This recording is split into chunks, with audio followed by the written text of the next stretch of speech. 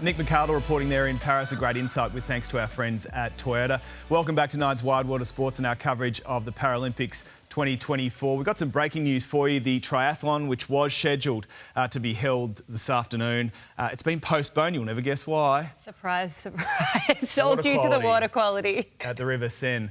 But we do have insight now as to what's going on and some of the athletes to look out for tomorrow when it will be run officially. Yes, we're very, very lucky to have Kate Naess here to talk us through all of the action of triathlon as well as the water quality in the River Seine. Kate, welcome. Thanks, Ellie. Now, being a Paralympian as well as a world champion gold medalist, how do you feel about being on the coverage with Channel 9 this year? I'm quite happy being here. I'm quite glad I'm not actually lining up over in Paris. So it's absolute pleasure to, be here with you and cheering on the others and making sure we support them from this side. So I was just going to ask you about what would be going through the minds of some of these athletes right now, because it is a delay, potentially 24 hours. What would they be thinking, doing, feeling right now? Yeah, look, I'd imagine it's not much of a surprise given what happened with the Olympics, the same thing. So there's been a bit of to and fro with some of the events being pushed back to today and now being pushed back to tomorrow. So they're a pretty resilient bunch. So they'll just take it in their stride, think about what they can control, can't control this. So they'll just move on and they'll prep and just use this day to their advantage. Now, you're not wrong in saying that the triathletes are a very resilient bunch. I know if something like this happened to myself competing at the Paralympics, it would completely throw me. Athletes tend to time their tapers almost down to the hour. So for these triathletes, is this something that usually happens? Have you seen something like this happen before? Yes, sadly at Paralympic Games. So in Tokyo, it was a bit touch and go with the test event. They were able to actually race in Tokyo, but it's sort of consistent having something happen where there is the possibility of things being pushed back or turned into duathlon. So test event in Tokyo was a duathlon, and then also for Paris, it was a duathlon for the test event. So wow. Well, they're certainly well prepped in that sense, and I know that they would have seen this coming as well and had a contingency plan around that. And I think what we saw as well for the Olympic Games is even when conditions are perfect and the water quality is perfect, it is a very challenging environment to race in. We saw the athletes battling with currents and all sorts of other things. You've had a look at the River Seine. What do you think? Yeah, it's going to come down to tactics tomorrow racing. So, that current's going to be strong.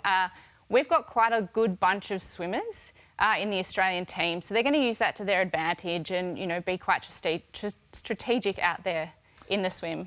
Kate, let's talk about some of the big chances and many of them in green and gold as well. Lauren Parker. Very excited for this one. Lauren Parker is going to be coming in with so much fire in her belly.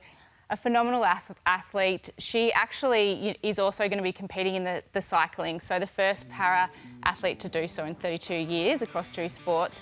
She has been undefeated this past season. She's won the 15 straight, current world champion. She's just going to be guns a-blazing. Pit by 1 second at the post in Tokyo. So that's where the fire in the belly comes in. That is the fire. Yeah. I remember being in the Athletes Village in Tokyo myself and watching this race, watching Lauren lead for over 66 minutes of the race and be pipped by under a second. It was heartbreaking scenes. It was also very hard to call. You know Lauren Parker quite well. What do you think was going through her mind in these moments? I think a lot. Look, Lauren, she's just super competitive and she puts it all out there. She's very quiet off the racetrack, but when she's out there, it's, all systems go. So I think initially she would have been a bit defeated, but she's quick to flip and she has put everything in, which is proving to do her well in the lead up to Paris. Our other big chance is Nick Beveridge. What do we need to know about Nick? Nick is doing well. This is his 3rd time competing at the Paralympics, so he's the most seasoned one on the team. He's been training quite consistently. He works with Louise Savage and also is under Dan Atkins too, which also coaches some of the Olympic athletes. So he's consistently improving his placings at each Paralympic Games, so he'll be looking to do a good job out there tomorrow.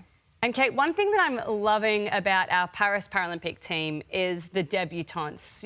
Out of the 160 athletes we have on the team, 61 of them are debutantes. You have a huge triathlon contingency in Paris, and a lot of them are first-time Paralympians, aren't they? Yeah, I think if I'm correct, we've got about 8. So it's the biggest team to date. We've got 13 in the para-tri team, which is the biggest we've had since Rio, where triathlon debuted. So it's going to be great. Debut athletes, ones that we should really look out for, are the rising stars. We've got Grace Brimlow. She's 17.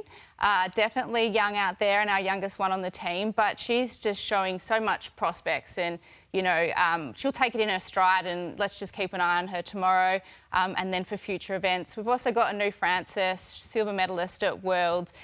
She won the test event, so she's actually rising and coming through in the her class as well. Another one to mention too is Jack Howell, PTS 5. Same hand difference as me, so I've known him for a long time, but he has been out there racing in triathlon for a very long time, and in the para-triathlon, just rising and rising in the last few years. So they're the ones that I'll be keeping Kate, it's watching. a bit cruel that we have to wait another 24 hours to see all these athletes in action. Yeah, it is. But look, you know, they'll be using this extra 24 hours to their advantage, so they'll be fresh and ready to go. Recovery boots on. Good stuff. Thanks so much for your insight. Pleasure. Really Looking appreciate it. forward We'll to see it you in tomorrow. action tomorrow as we head to the break. More of Paris 2024 right after this.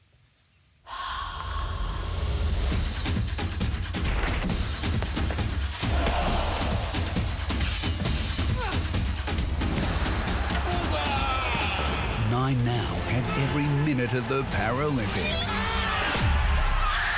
Live and free. One of the greatest performances ever seen. With 20 live channels. Every morning, get your daily highlights. Let's go! And catch up on the best Paralympic action you may have missed. Let's go, Aussie. Come on. The best Paralympics ever on 9 Now.